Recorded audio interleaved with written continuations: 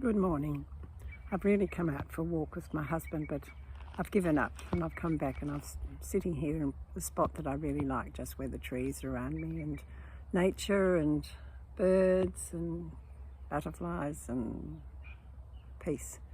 So today in Australia it is Anzac Day, and it's the day that we remember soldiers from everywhere really. It's not just Australia and New Zealand, not just their Army Corps we remember, but so many of them.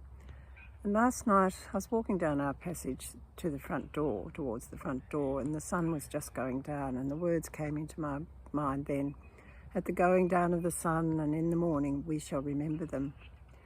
It was just one of those little odd moments when the words really came so strongly to me. So that was last night. And this morning I let the dog out early, and the sky was really grey with sort of white patches, and the sun was just coming up through the trees, so the golden light again.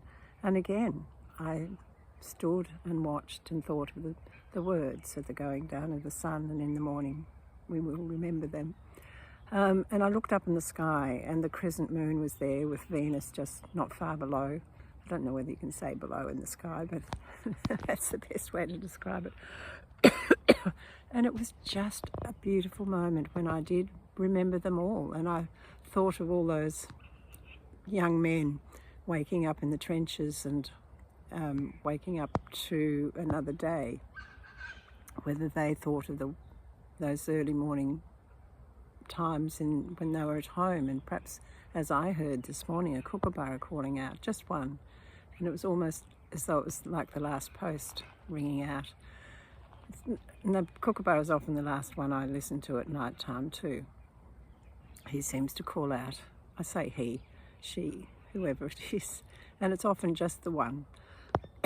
Excuse me, I do seem to have this little tickly throat at the moment. So I wrote a poem about it, and I will post it, but I think so often of young men going off to fight the old men's wars, and how cruel and sad it is to think that the old men, want that power. I accept war when there's something horrible going on, but the rest of the time, so often it's just about men wanting to dominate other countries, and war is so cruel. It does so much destruction, and I think maybe I was a pacifist in another life, I don't know.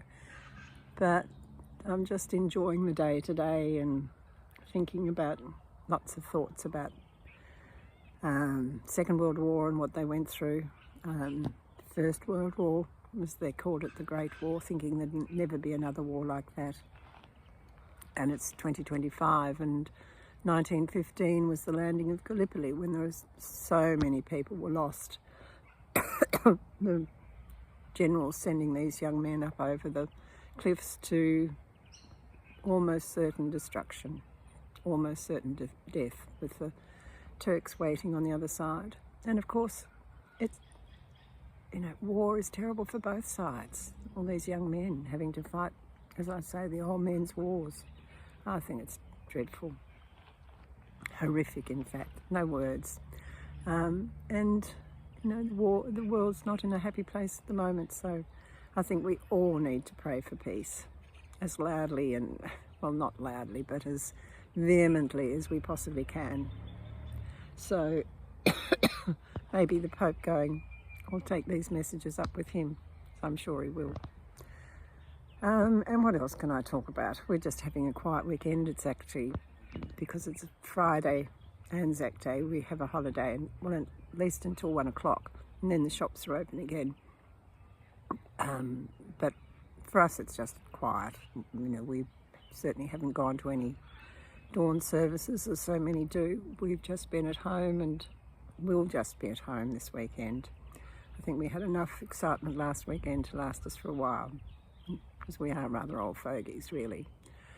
Anyway, it was just a little hello and how are you, and yes, I'll post the poem later on. It's pretty well much what I've been talking about now, so and maybe it could have done with a bit more revision, but I just wanted to get it out today. All right, take care. God bless. Love you all. Bye.